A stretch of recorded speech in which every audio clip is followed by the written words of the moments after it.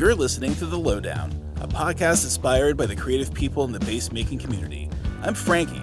I'll be sitting down with bass makers to explore what drives them creatively and to find out what challenges they face in business of bass.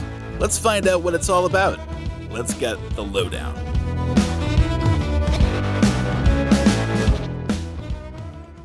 Hey, thanks for tuning into The Lowdown. This is Frankie, as usual, and wicked stoked today. We have Chris Love from Targets and Tuners here with us today. We do. Really interesting shop. And hey, welcome to the show. Yeah, thank you. Glad to be here. Oh, we're happy to have you here. Man, so you have a really cool shop in that you combine two seemingly, different things, but on one level, I can very much see how they have something in common. If you wouldn't mind elaborating a bit, it's pretty cool. Yeah. So Targets and Tuners, it was kind of an exercise in, well, I don't want to have two businesses that do kind of the same thing, so I made it one. So maybe it's an operation in laziness. I'm not sure. Or efficiency, consolidation. Yeah, efficiency. Yeah. So it's a gun shop and a guitar repair shop. So sometimes the tools that you use for both are the same. Totally. I could totally see that. Yeah. I mean, I don't use too many, neck clamps and whatnot in firearm stuff, but I mean, some of them actually do translate over. Well, I mean, I can imagine, especially too, if you're, let's say creating a gun stock from scratch or something, I can totally see the carving aspect of it. Yeah. And it's different. I don't do a whole lot of building of the gun stocks. I do mostly transfers and special orders and whatnot, but certainly I do get some guns in that, need, hey, I want this done, or can you do a trigger or whatever. And it's the same tools. And I can see how, especially, in upkeeping an instrument, especially metal parts and wood parts and same thing, with a rifle. I mean, it's just going to be the same kind of deal. I knew that was going to be the first question. It's like, so this gun and guitar how could thing, it not be, right? Yeah. I get a lot. People go, that's the coolest thing I've seen. I'm like, well, it's different. That's for sure. Oh, definitely. Yeah. I mean, how did that come about? I mean, obviously, I would imagine at some point you developed a parallel interest, and maybe one came before the other, or. Well, yeah. I mean, I guess I can start. I've played guitar, bass, and whatnot since like '86. So I started too. Yeah. So sometime. And then, when I was old enough, I got into firearms, and as my mind works, I want to take something apart and see how it works and then put it back together. And hopefully I don't have parts left, especially with that. So that's how I got into computers. That's how I got into guitars. So when I was in college, probably 18, 19 years old, I'm taking guitars apart, putting them back together, building frames or bodies and whatnot. And then I wound up going to lutherie school out here at Roberto Venn. Oh, fantastic. I know folks who've gone there. Yeah. Yeah. And then, when I moved to Colorado from California, I wanted to get into firearms, I have a business in doing that. So I did. And you needed to be, a gunsmith or have some other value added service to have a firearms place out of your house. They just don't want people, selling over the counter, that type of thing. So I'm like, all right, great. I went to gunsmithing school. So there we go. And then I put them both together and ended up with what I have. So I guess basically, what kind of started first for you in terms of, went to luthier school and I'm assuming to become a gunsmith, did you have to, go to some sort of, there was training involved. Yeah. I mean, you had to get certified and that type of thing. I mean, there are certainly various different places of different, levels of gunsmithing. There you can make stocks and you can make guns. I didn't go that route. I was more of the repair route. So, which I know nothing about guns other than like the couple guns I grew up with and my dad had, one of which got broken because, well, anyway, it's a long story, but tell it someday. But no, I mean, it's just a very interesting, but I can totally again see how they relate to one another. And I mean, do you have a particular specialty? I mean, in terms of like things you end up working on most often, or? Um, as far as firearms, that was mostly trigger work and trigger work and sights and just basic stuff that unless you have the tools to do it, you can't. So because it seems things like very, that. very precision, right? I mean, in terms of like, especially sights, like, just how you line things up and obviously like lots of little parts for the trigger mechanism and lots of little springs and levers and little bits and pieces. Yeah, it's just like working on the innards of a guitar. I very much, I mean, in terms of like guitars, you mostly like electrics, acoustics, that varies. That varies. I mean, I've gotten in 100-year-old Hawaiian slide guitars that the bridge had been destroyed, so rebuild a bridge for this. Broken headstocks. I mean, acoustic electrics, basses, guitars. It's all over the place. Now, is it the kind of thing like I know a lot of folks that I talk to, especially folks who are doing building and that sort of thing. A lot of times folks will have a day job as well. But it sounds like this is your No, I have a day job. I'm a VP of operations at a software company. So I spend my days in Excel. I look at Excel spreadsheets all day. So it's like everybody's kind of like working to like do some other work that they really like. That's kind of like what I see over and over again. I've got to have a job to support my habit. I totally get that. That's awesome. Now, do you ever like build guitars from scratch at all at this point? I have. I don't so much anymore. Just because I don't have a paint shop and I always hated the paint stuff. But I do mostly fixing, wire, here's new pickups, put them in there. Can you do a setup? This is broken, fix it, things like that. Well, especially if you're dealing with, older instruments too. I mean, there's like a lot of really, kind of like delicate work that needs to be done, being able to get in there. So you have to, like, again, like you're talking about the bridge, you may have to fabricate a whole new part and have it seem like it belongs there and not do any harm to everything else around it. That's its own kind of challenge, isn't it? Yeah, that one was a trip. They brought me this thing, like, what is that? Because the strings were, 3/4 of an inch off the fretboard because it's a slide guitar. And I'm like, wow, all right, this is different. Did some research on it and found out it was about 100 years old, and then they the bridge was snapped. It's like the where the strings hit the saddle, it just snapped it forward. Just fell right over. So you couldn't glue the parts back because they didn't exist so much. So I had to build other parts and then put them in there and cut the channels and do the whole stuff. So that one was cool. That was probably one of the more interesting ones. Yes, and I mean, how do you? I mean, I always wonder, how do you figure out like what you're, because it's almost like exploratory surgery in a sense. I mean, how do you figure out like what your time is worth in that kind of situation and everything? Yeah, I mean, it's, I have a day job to support my habit, which is fixing things and doing gun stuff and guitars and playing music and whatnot. So I probably charge a whole lot less than I should have. But it's fun and I like doing it. So. But since it's like the habit, it doesn't necessarily have to be super profitable. Since it's since you've already got that covered, essentially. Yeah. I mean, my day job pays the bills. Well, I mean, that's awesome. I mean, I know personally, if I were someone in your area that needed an instrument worked on or a firearm worked on, it would give me some sort of a solace to like, hey, this guy's doing this because he just loves doing it. More than anything else. More than anything else. Yeah. And it's, not just something to pay the rent. Yeah, exactly. That's very cool for sure. Yeah. And I mean, how I mean, is it word of mouth? I mean, how do people find you, and where's website? I'm on the Googles. I'm on the interwebs. Yes. Yeah, the interwebs. And nextdoor.com and things like that. People post something like, hey, I'm looking for this, then I'll chime in. And I also do firearms training, and I'm an instructor and all that kind of fun stuff. So that usually ends up with hey, you've helped me learn how to shoot, but I need to get a gun now, so I know you, so I will use you that way. So yeah, word of mouth and experience, things like that.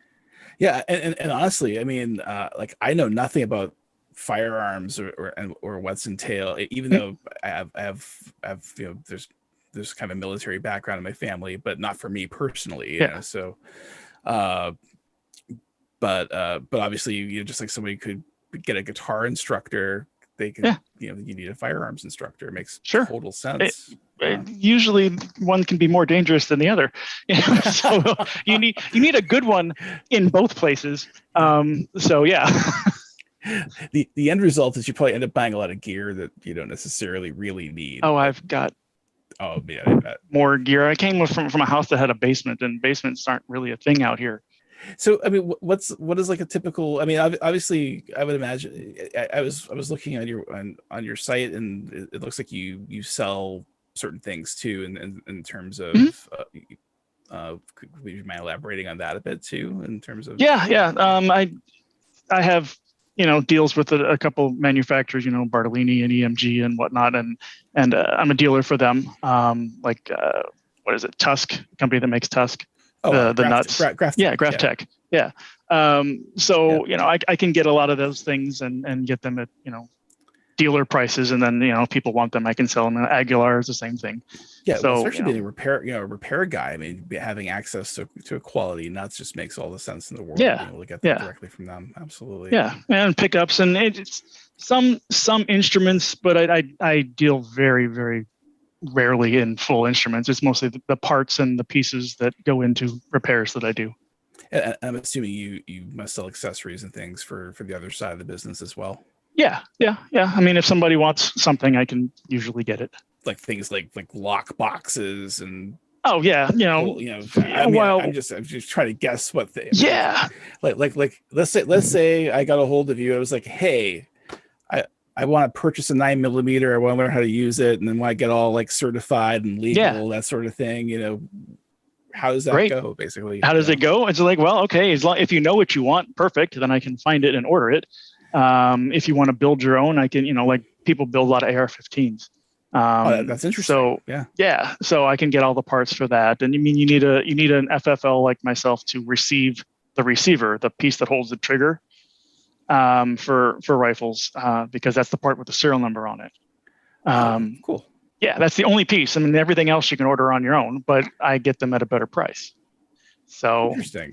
Yeah, so you know, you can order all the parts and whatnot through an FFL like myself, and then if you need help putting it together, I've done a number of them, so can help you with that. And then, you know, tools and repair stuff and optics. Pretty much whatever you need, although ammo is difficult to find. I will admit that right now. Reloading pieces, you know, pretty much anything that you would need to become a proficient shooter. That's really. Is there like an ammo shortage because of this pandemic related or something? Or that's when it started. Yeah, when the pandemic started. I mean, guns and ammo just gone, just like toilet paper was. Yeah. But at least you can get that now. Right. But I remember at first, I mean, geez, I remember, you know, going like, oh my God, they have toilet paper. Let's, you know. Yeah. You know. Yeah. Guns are finally starting to come back, but you know, components to make ammunition are.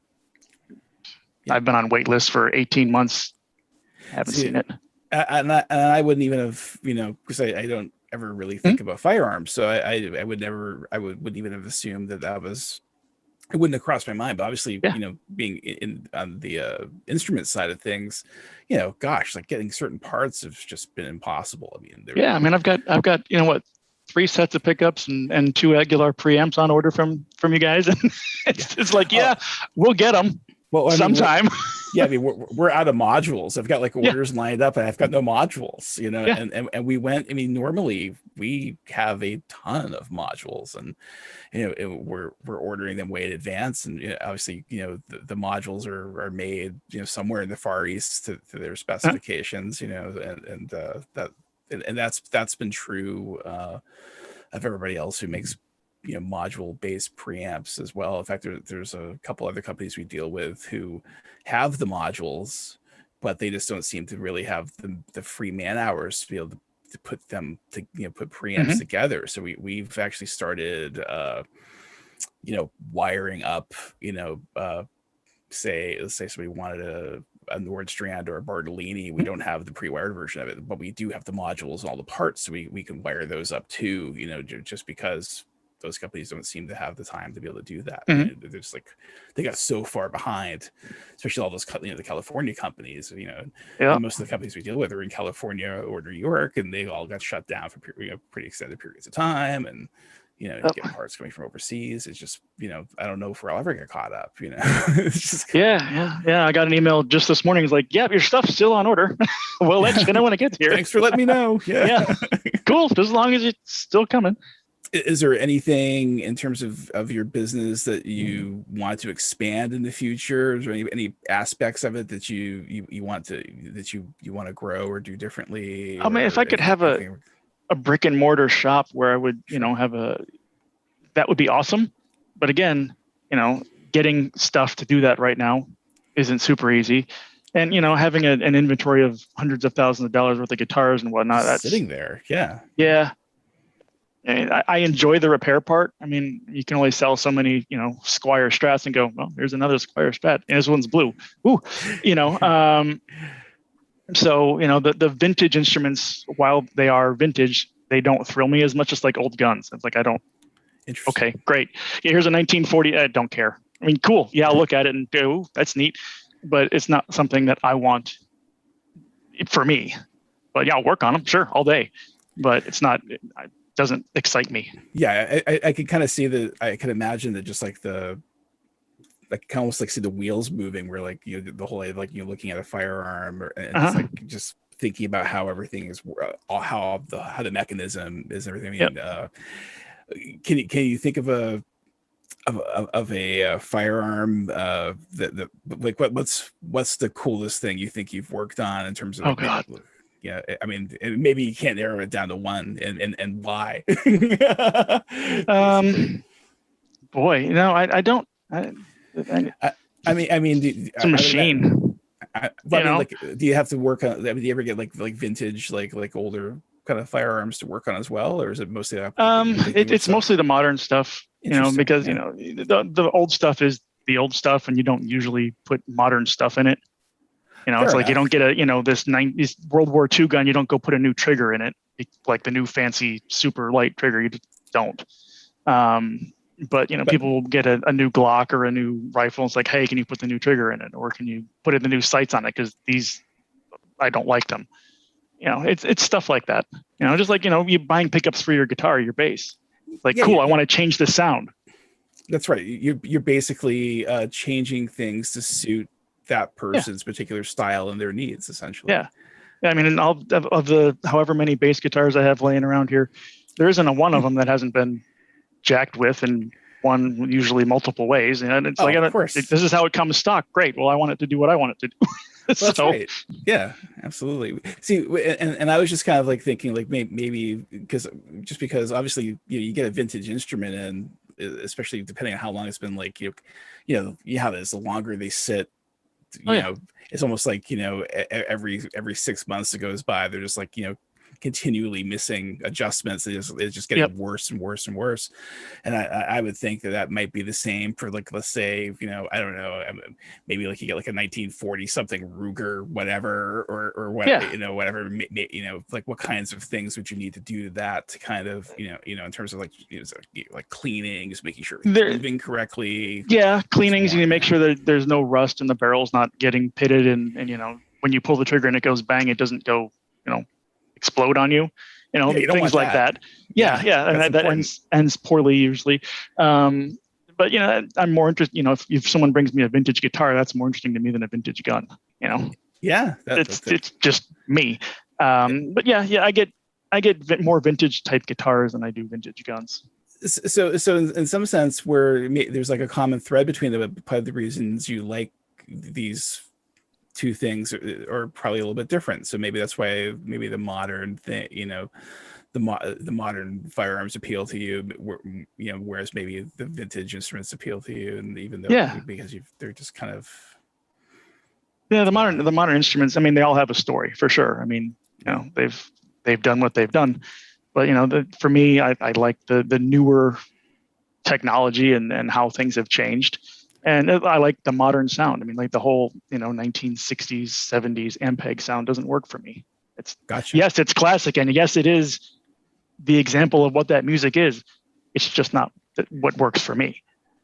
Yeah. Like stylistically, like what kind of stuff do you like? And I mean, what do you go for? Like, I play everything. I've played in country bands and rock bands and southern rock bands, and now I play with a guy named Hex Henderson, who's a slide pedal steel guitar player, but not in the traditional sense.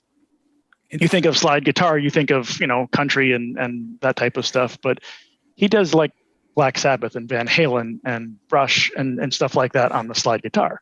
So I play with him. And what's that? I was just saying, it's fascinating. I literally just bought. I always wanted one, and I just bought a pedal steel like a month ago. So really, yeah, but I grew up listening to old country, but I also like go see King Crimson and like singer songwriter stuff. Like and then there's like Daniel Lanois. There's like really like neat kind of ambient sort of pedal steel stuff as well. So yeah, that fascinates the heck out of me. Yeah. Check. It's different because there's no guitar. It's him. So all the guitar stuff happens is him on the pedal steel, and then we've got a drummer, me on bass, and then there's a keyboard player playing the Hammond B3. So it's a weird setup. I would imagine you probably had him flip that pedal steel over so you check the mechanism out. Because it's interesting as hell, isn't it? I mean, I mean, there's levers and he's got it all set up the way he wants it, so it's not standard. Everybody has a different copedant going on for sure. Yep. Yeah. So I mean, but the stuff that I play, I mean, it's anything country, blues, rock. But I grew up playing, hairband music. Yeah, same. Well, again, similar age, Yeah. I mean, today's my birthday, actually. Oh, happy birthday! Oh, thank you. Yeah. So I mean, Poison, Motley Crue, Metallica, Megadeth, all that type of stuff for sure. That was just cool. Yeah, and I guess what makes it weirder is the people or the band that got me into playing music was the Monkees. That's not weird at all. It makes complete sense. Yeah. I mean, I watch it on TV. I'm like, that looks like fun. Yeah. How can I do that? So then here I am, 40 years later. I think we'd all be surprised at how many folks might have started their musical journey because of the Monkees. It's like obviously you hear the Beatles all the time, but no, I can totally see the Monkees. I mean, and they were actually here on Sunday for their farewell tour. So what's left of them are playing still. Right. Yeah. You're a bass player from that's your original thing, or? Oh, very much. Yeah. I started playing bass when I was like 12. I've always been, I mean, snare drum in fourth grade is probably really the first thing, really wanted to play sax, but I don't think the folks could afford a sax, so, so practice pad and sticks it was, but yeah, I play bass pretty well, but kind of, hack at everything else, I guess. Yeah. I mean, bass has been my main thing. Yeah. I play a little rhythm guitar if I have to. Just kind of curious about other things. It's always kind of fun to get into them, even be able to play some stuff on the drums. It's just so much fun. I mean, to me, like doing drums is almost like doing a martial art or something, because it's just and I spent a long time doing martial arts, and I suck at the drums. Or maybe doing a dance or something, because I don't do that either. It's just such different moving and just, my hands don't work with my feet. So it's not pretty. Well, then I guess doing bass and guns, you've picked the right things for you. Yeah, exactly. Everybody's got their thing. Yeah, absolutely. Yeah. So I mean, being a bass player, roughly the same age, who were your bass influences? Oh, like for me, like my influence, like who are your influences? We'll start with you, because okay. It's a great question, though. It's a great question. Obviously, Geezer Butler. I mean, huge Black Sabbath fan. I guess Kiss to some degree with Gene Simmons, and then more of the like somewhat current or Greg Chaisson from Badlands.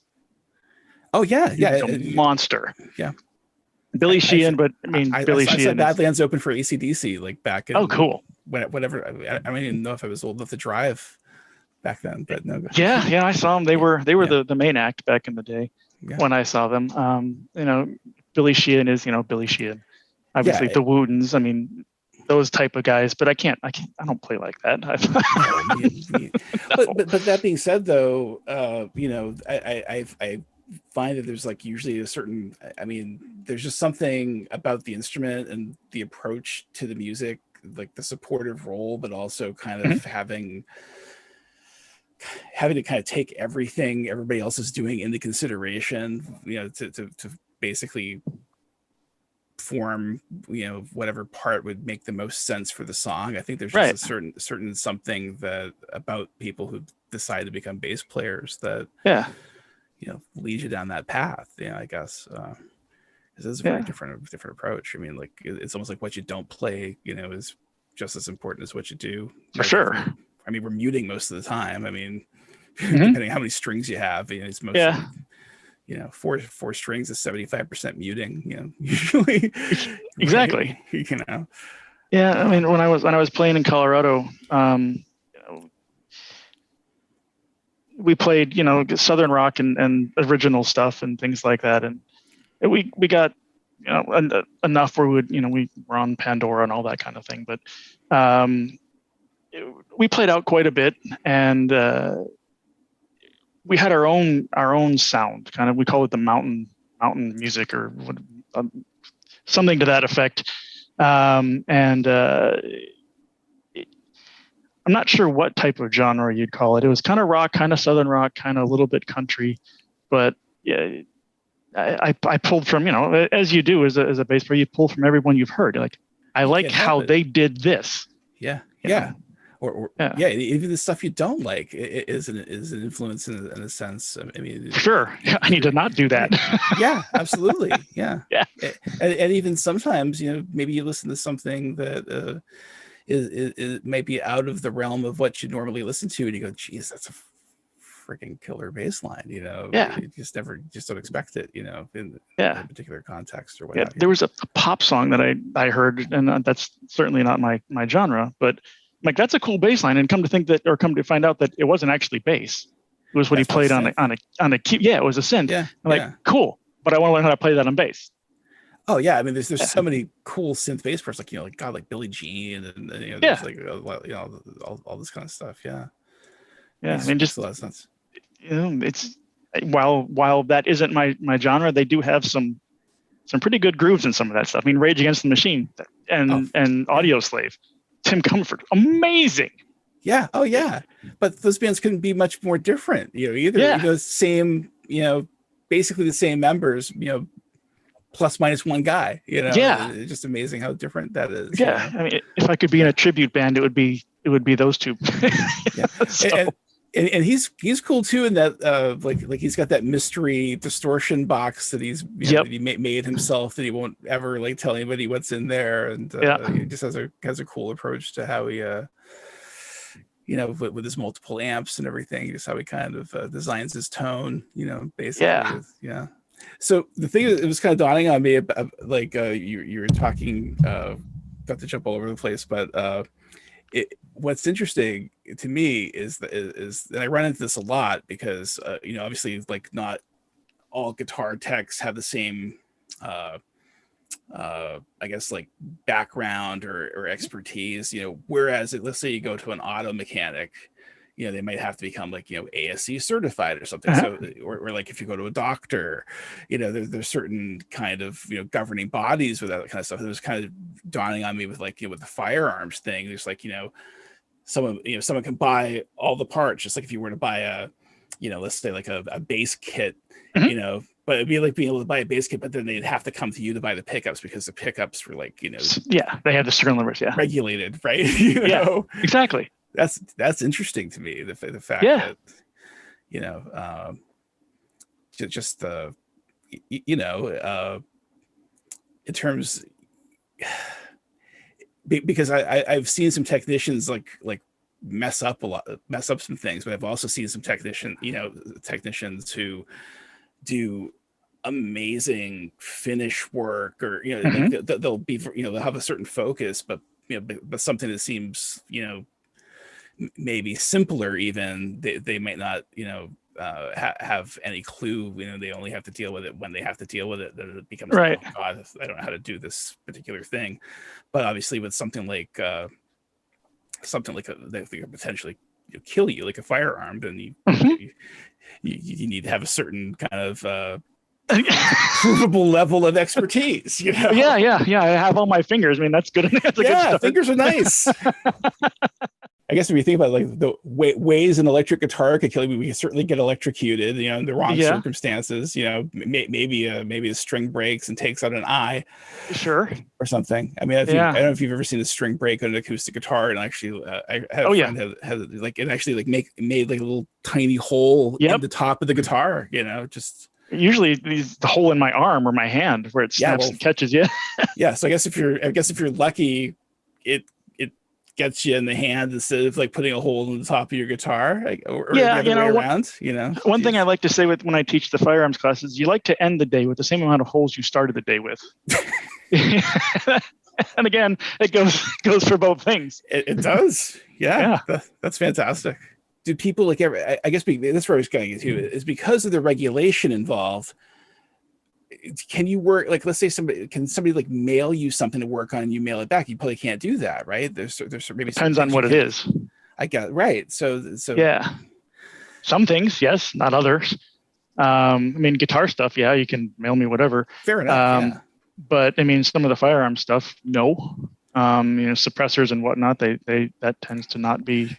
I guess that's what I was kind of getting to, where it's kind of like because there's like state lines involved, kind of like when there's, you know, like things like liquor stores or whatever. Yeah. Maybe we can't just, you know, because every state, county, town, you know, federal agency, you know, they have, you know, there's just all these different things to adhere to that as a guitar technician you obviously don't necessarily have to deal with, but boy, it's a whole regulated industry that you're dealing with some things, and for some specific things you can, as a firearms dealer or even as a private person, you can mail something to an FFL repair shop and they can do it and send it back to you. But I don't think that applies to 100% of everything. It makes sense that it wouldn't. Yeah.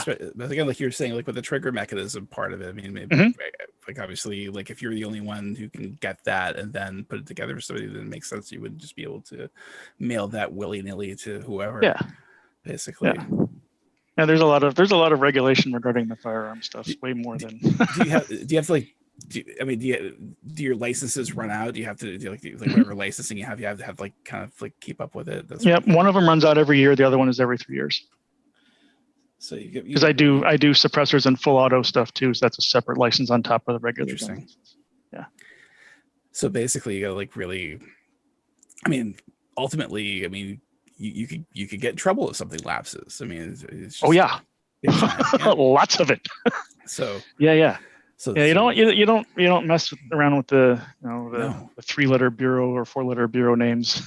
they don't play nice when it comes to that. The FBI. Yep. Jeez. Yeah. They will find you. I'm sure they will. Yeah. But I mean, it's interesting to me, just like, you know, because again, there's something about working on instruments that you know, obviously there again, same kinds of skills involved, but at the same time, comparatively speaking, at least in terms of, you know, what's involved administratively and that's what it's just, guitars are so much more of a loosey goosey thing compared to what you've got going on, where you're very regulated. Yeah, you have to keep some pretty meticulous records on some different things, and they get to come in once a year and inspect it. So an auditor will sit right there and they'll go, all right, I want to see all your stuff.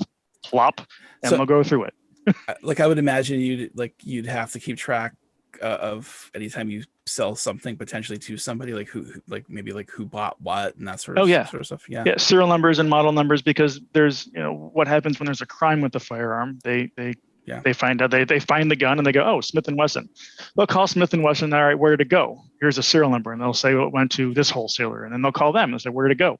And they said it went to Target Distributors, and then they'll call me. Who did you sell it to? Send me the paperwork. Because then they're going to go visit that person. Right. They're going to figure out the provenance of the whole thing, basically. Yeah. You know, and I guess maybe that's where instruments are at a disadvantage. Where if somebody were to use a guitar as a, you know, like as a murder weapon, you know, there's not no real standards, I guess, even with some of the larger companies, they may have a willy-nilly way of doing their. Yeah, wasn't there an AC/DC album with the guy with the guitar through his middle? Oh, that was If You Want Blood. If You Want Blood. Okay, there we go. Yeah. And I'm thinking, my guitar wants to kill your mama. There you go. Yes, we brought it back around to Zappa. There you go. Both Zappas. Dweezil did that one as a cover. Yeah, that's right. Yeah, absolutely. Yeah. Well, there we go. I mean, what's more dangerous? So I guess we can ponder. They will both make you lose your hearing. Oh, no question. Yeah. Yeah. No, I mean, both can be fun if done correctly.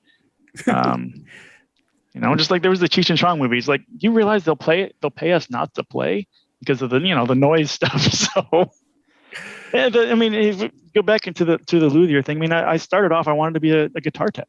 I wanted to go and be a roadie. Yeah. That's why I got into it. I never did, but that's what I wanted to do when I was 15. But I know people who have done that for a living. It's a tough life because ultimately you get a gig and you've got that particular gig for however long that tour is.